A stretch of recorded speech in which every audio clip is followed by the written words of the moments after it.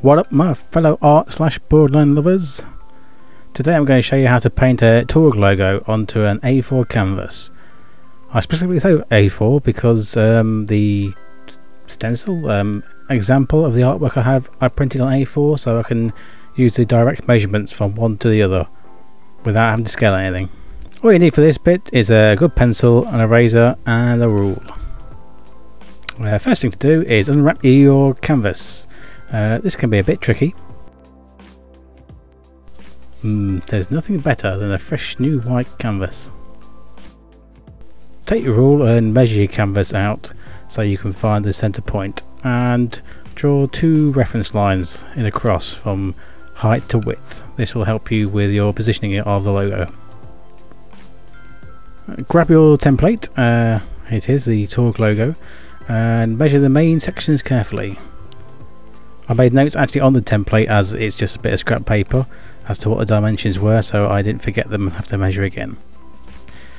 As it's A4 to A4 size, it's a lot easier, there's no scaling involved.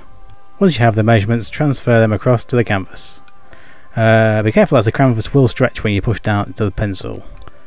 There is an alternative. You can get an actual canvas effect art board, which is solid. It's the same thing, but it doesn't move. Continue with this process until the outline takes shape. We then move on to measuring the detail sections. I start with the 2 red triangles to get the positioning right. I then measure out the height and the length of the lettering to give me some reference lines where the text will go to. Take care measuring and drawing the actual word out. This is the most time consuming part of the outlining.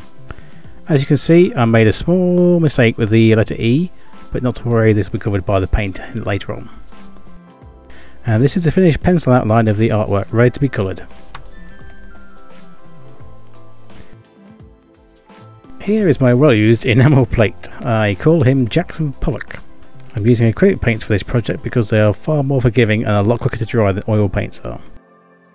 Here's the blue for the border, the red for the triangles, and a simple white for the coverall.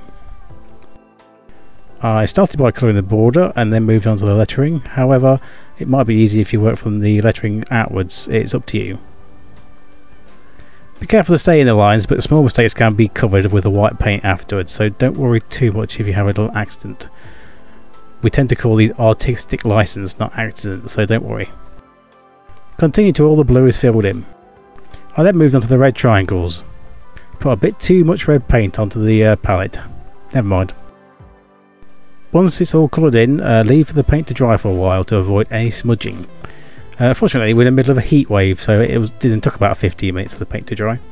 Once dry, it's time to fill in the rest of the artboard with the white paint. This serves 2 purposes. 1, it covers up any of the straight line issues, and 2, it makes the colours pop out a bit more on the canvas. Carefully paint the interior of the logo before moving on to the bigger outside area. There you go, all covered over. Just leave it dry to make sure the next process is a lot easier. This is the outline stage, where we outline everything with a black fine liner.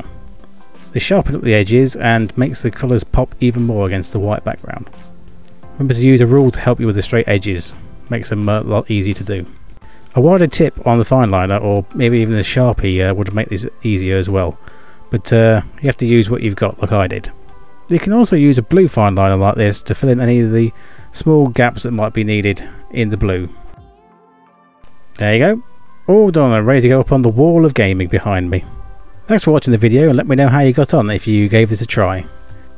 If you want to see more, drop me a comment below and I might work my way through all the weapons manufacturers. They'll create a hell of a border behind me. I'll call it the Wall of Borderlands. Give us a thumbs up and show some love to the channel. Don't forget you can subscribe and click that notification bell to notify you when we put new videos up. Check out the other videos on our channel as well. We have cooking, we have vlogs and we have gaming. Once again, thanks for watching this video, and I'll catch you next time. Much love.